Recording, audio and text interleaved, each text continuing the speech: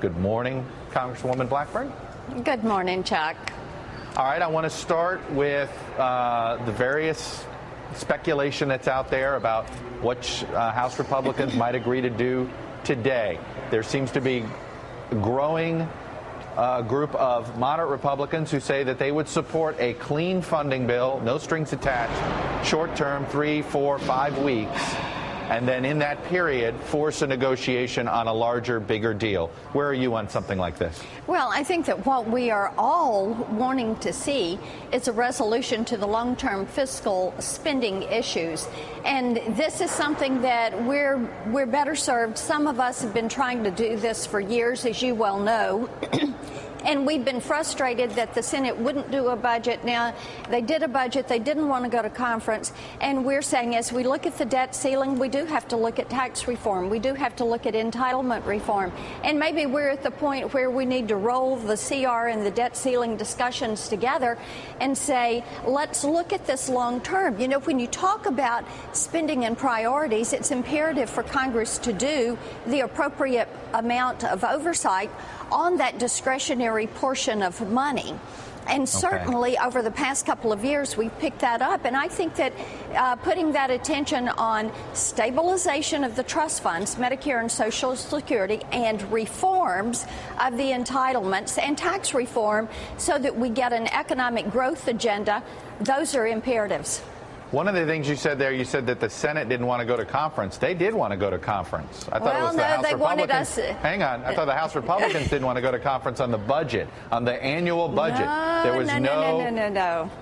Harry Reid tried to do it, blocked by Senate Republicans, and you guys haven't appointed a conferees, have you? Well, what they wanted us to do was to predetermine that we were going to agree to a tax increase, and we weren't going to make that predetermination. We wanted to take our budget, sit at the table, and begin to work things out and put us in a posture so that we're able to address these long-term entitlement issues and address stability of these trust funds, which are going to have to be done sooner rather than later. You know, we need to put all of this on the table, Chuck. Be adults, sit at that table and work through these issues. And I'm one of those who has said, let's do it now. I don't want problems to fester and get out of control.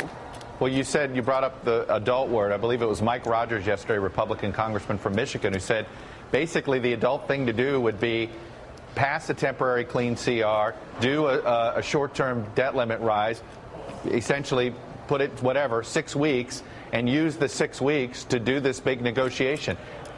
Anything wrong with that? That doesn't seem like a radical suggestion, no?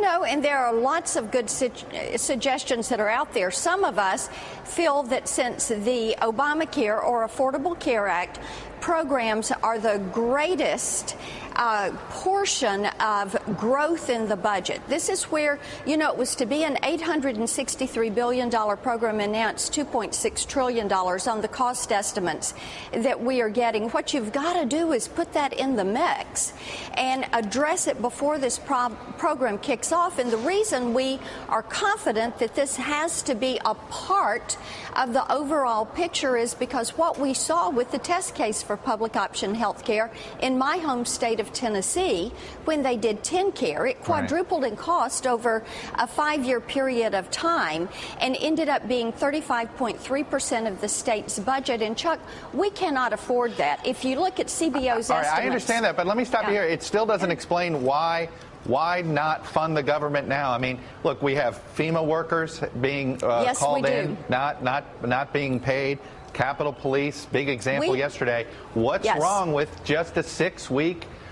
That's what I can't get my arms around. What's wrong with 6 weeks of funding the government? We are taking steps to fund the government in open components bit by bit.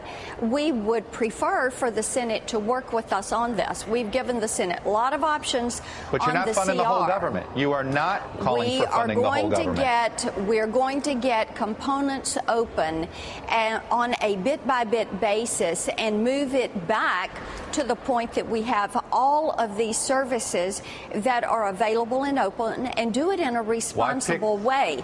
Why pick winners and losers? We're not picking winners and losers. Well, we're not picking winners and losers. Doing these little rifle shot bills or doing just that, no? Well, no, I would disagree with that. I think that what we are doing is exercising stewardship over the taxpayer dollar. The American people have long said that they want the out-of-control spending addressed. They want some attention put on this, and they're concerned about the debt and the long-term liabilities. And we're saying you gotta eventually put it on the table and address these problems. I'm ready to go to work today and get it done. I would hope that my colleagues in the Senate join me in that. All right. Well, they're playing my song. I have to end it there. I have to go to break.